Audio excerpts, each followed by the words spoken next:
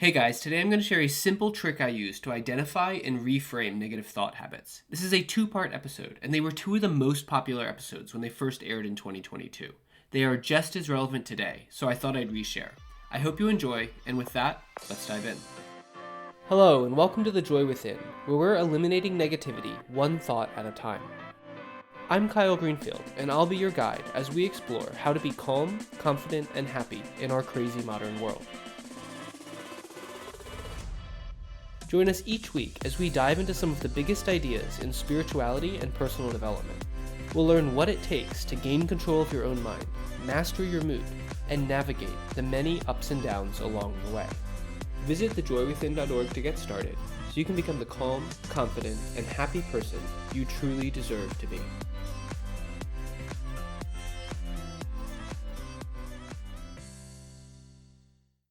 Hello, and welcome back to the Joy Within's podcast. Today, I want to share a little trick that you can use to help you reframe the way that you think about what makes you happy. And if you apply this trick, you can use it to sort of stack the odds in your favor. So you're taking more of the actions that make you feel happy and fewer actions that don't. The process is something called inversion thinking, and it's something that Charlie Munger talks about. I don't know if he invented the idea, but that's where I first heard about it. And if you don't know who that is, Charlie Munger is a famous billionaire investor. He's Warren Buffett's business partner, so obviously insanely successful. And he has a really great way of processing information. So even though he talks about inversion thinking in terms of business and investing, I think that it can apply equally well when we think about happiness and inner growth. So basically, inversion thinking is really, really simple. First, you reverse your goal, and then you ask yourself what you would do to achieve that inverted result. Then, to reach your real goal, you do the opposite. So, for example, if you have a goal to save money for retirement, using inversion thinking, you might say, well, if I want to be broke by the time I'm 65, what should I do? And the answer might be, well, if I always spend every penny I earn, or if I keep charging random things on my credit card, those are two really great ways to go broke. In reality, I want the opposite. I want to retire well. So I shouldn't spend every penny that I earn, or rack up loads of bad debt. Does that make sense? The point is, we can use this same process to think about our own happiness. So instead of asking, what does it take to be happy, as we usually do, today, we're going to ask, if my goal were to be unhappy, if I really wanted to make myself miserable, what would I do? I did this exercise myself recently, and here's the list I came up with. So, firstly, I would worry a lot. I would try to fret about as many things as I possibly could. And that goes into number 2, which is that I would try to control every single detail of what happens in my life. I would be really, really specific about one single right way that everything in my life should be. And then I would get really upset and I would get really worried anytime anything drifted away from that idea. Number 3, I would try to judge constantly whether where I am right now, what I'm doing in this moment, and the progress that I'm making is on track towards where I want to be. And I would obsess about any little thing that might be sending me off track. Number 4, I would constantly stress myself out by trying to accelerate my goals at a crazy pace. I would set arbitrary deadlines that completely overwhelm me, and I would freak out whenever I didn't hit them. I would even let this stress paralyze me in the weeks and the months leading up to that deadline, because I would be obsessed about not meeting those most ambitious goals that I could imagine. Number 5, whenever I do reach my goals, I would pretend that the goal wasn't actually important to me. I would decide that it was silly or easy, and I would immediately raise the bar and push back the feeling of success and fulfillment that I might otherwise feel. And I would decide in that moment that the real goal was something farther away, and that I was still a long ways off. Number 6, I would judge my life according to others' ideas of what is right or good or successful. I would let other people convince me that their definition of a good life is right and my definition is wrong. Number 7, I would compare my achievements to others. I would look at every single area of my life, and I would try to find one person in the world who did or who can do that thing better than me. Then I would beat myself up about it. So if I could find one person in the world who has more money than I do, I'd decide I was a failure. Or if I could find one person in the world who's in better shape, then I'd decide I was a failure. If I could find one person with a better relationship, I'd decide I was a failure. And I'd repeat this for every single idea that's important to me in my life. Number 8, I would assume that every single bad thing in my life, everything that I don't like, was permanent.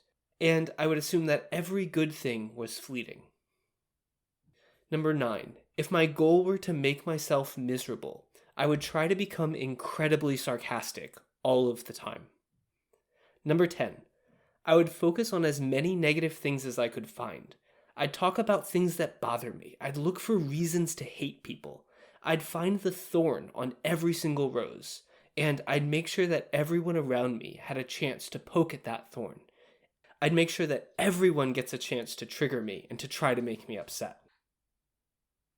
Number 11, I would blame everyone for everything. I would decide that I was the victim of every negative circumstance and that there was absolutely nothing that I could do about it. Number 12 is that I would hold on to grudges. If someone did something to upset me, no matter how small it was or how long ago it might have been, I would hold on to it, and I would try to remember it every day. I would go through a list of everyone who's ever wronged me, and I would seethe in silent hatred for those people. Number 13, I would close myself off to others. I would put up a wall, and I would try very, very hard not to let anyone in. Number 14, I would decide that no matter what, I was not enough. And I would spend as much time as possible bouncing back and forth between wallowing in the fact that I'm not enough and stressing myself out about it, trying to wear myself out, desperately trying to prove otherwise. And number 15, lastly, I would decide that the entire world is against me. I would decide that people are genuinely awful, that they will lie, cheat, and trick you every chance that they get, and that they are cold and mean-spirited, and that the world is just this cruel, evil place that we have to suffer through. Now, I could go on, but I'll leave it there for now. And I hope that you'll agree that when we do this exercise, it becomes really, really easy to see some of the flaws in our everyday thinking, our everyday habits. And it becomes easier to point out some things that we do that really aren't serving us at all. I mean, I know for me, just writing this list, some of these jumped out at me, and I thought, you know what? I am kind of sarcastic sometimes. I could definitely be better at that. Or I do downplay my achievements at times. I could celebrate more of my victories instead. I could celebrate more of my little wins on a daily basis.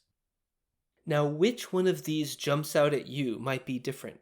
I was speaking with a friend and I read him this list and he said, you know, Kyle, this makes me realize I do have some beliefs that the world is a hard place to be in right now, that it's tough to get by in this world and that people are kind of mean.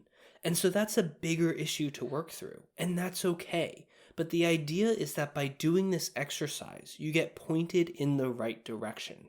And I think that this process gets at these opportunities for improvement in a really soft and gentle way. Because it's not critical. In fact, it's almost comical, and I think it's kind of fun. So I really encourage you to try this out for yourself. Make your own list. See what things you would do if you tried to make yourself miserable, and then work on flipping those in your day-to-day life. So I'm going to leave it here for now, but in the next episode, we'll take this list of 15 things and we'll flip it back so it points the way towards real actions, real changes that we can make in order to be happier in our day-to-day lives. Hey guys, so I don't run outside ads or get sponsors for the podcast, which means I rely on you to help keep it going. The best way you can do that is to help spread the word. Leave a 5-star review, tell your friends, share it on social. I think we all know people who are struggling, and I know issues like stress and negativity can be hard to talk about, which makes sharing a link a really easy way to connect and tell someone you care. And if you find the podcast helpful, I promise you they will too. So do me a quick favor and think of 3 people you know who would benefit from this podcast and send them a link. That's it. Now, back to the show. In this episode, I'm going to pick up where we left off last time with our inversion thinking exercise. So if you missed the last episode, go back and listen to that one first. Just to recap, inversion thinking is the process of reversing a goal. So you brainstorm how to achieve the opposite of what you really want. And in the process, you can more easily see what you actually can or should be doing to get you to your real goal. In our case, the question becomes, if I want to be miserable, what would I do? And last time I shared a list of 15 ways to not be happy. Today, we're going to flip that list on its head, so it points the way towards the things we can do in order to raise our level of happiness and fulfillment as we go through each day. But before we do, I should say that if you made your own list of what makes you miserable, flipping it back to the positive takes a little bit of detachment. I think it helps if you treat it as a list of ideas, of quote-unquote perfect goals or guidelines, not as things that you should or must do every single day. And the reason for that is because it can be really easy to feel overwhelmed and to feel like you're staring at a list of impossible targets and then feel stressed or disheartened or psych yourself out about it. So treat them as options, opportunities, and targets, not as mandates that you have to follow immediately. It's a wish list of sorts. And remember, what I'm about to share is just my list. Yours might be different, and that's okay. So, number 1 was about worrying. To flip this, I would develop a fundamental belief that all is well with me, and that everything is always working out for me. Even if I don't know how, or why, or when, I would do everything that I could to strengthen a sense of genuine optimism. Number 2 was about control and trying to force a single specific outcome in your life.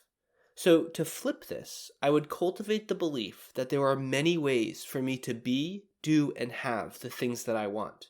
If any one specific idea doesn't play out, I would let it go, and I would make a game out of finding a new way to get what I want.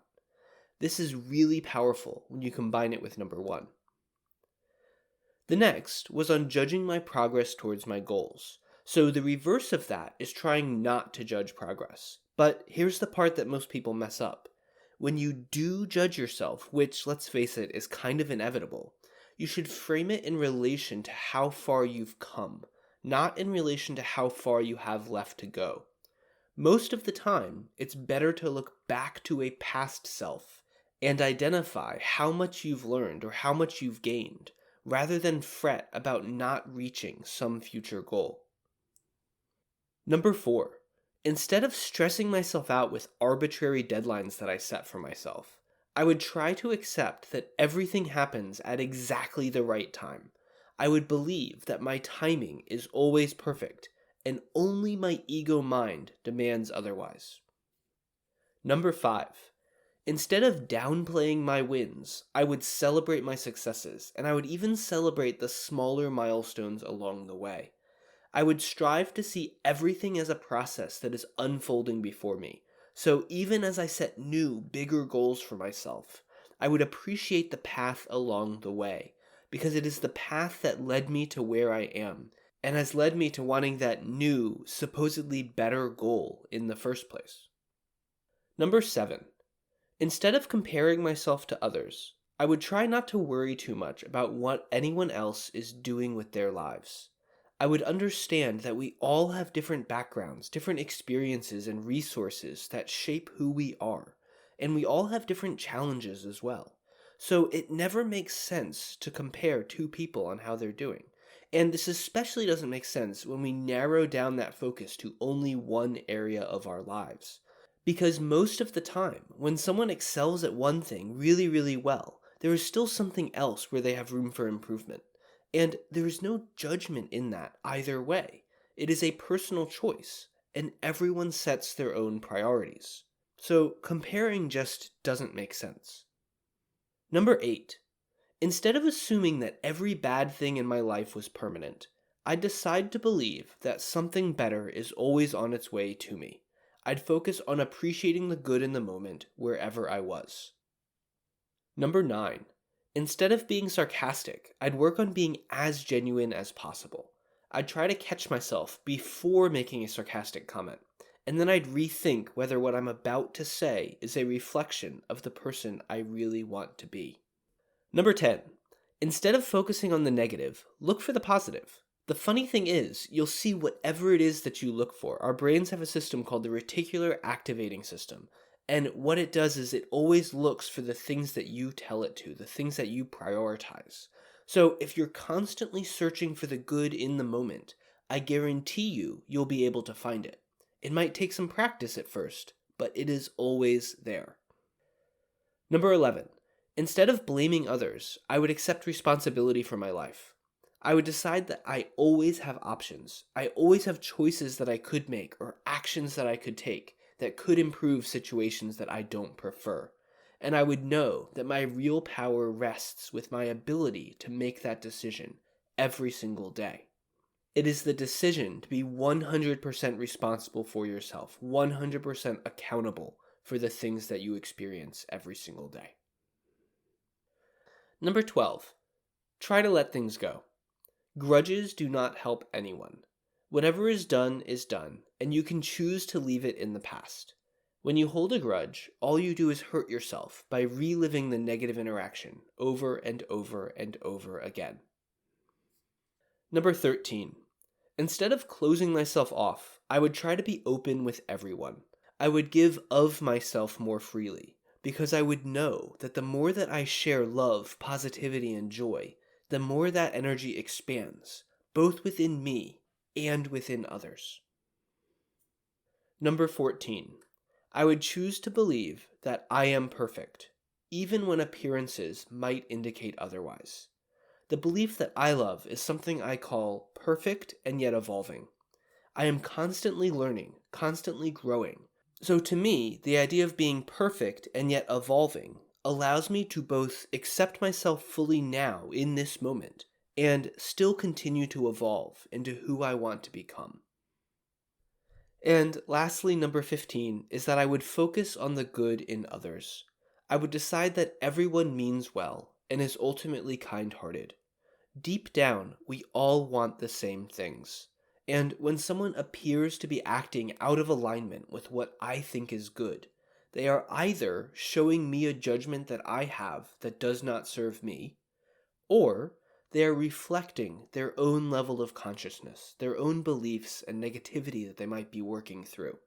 It is not my place to judge them for that, and it's definitely not my place to decide that they're an evil or mean person, as we are all constantly evolving into better versions of ourselves. And that's it. I think there's enough here for all of us to practice and strive for, wherever we might be in our own journeys.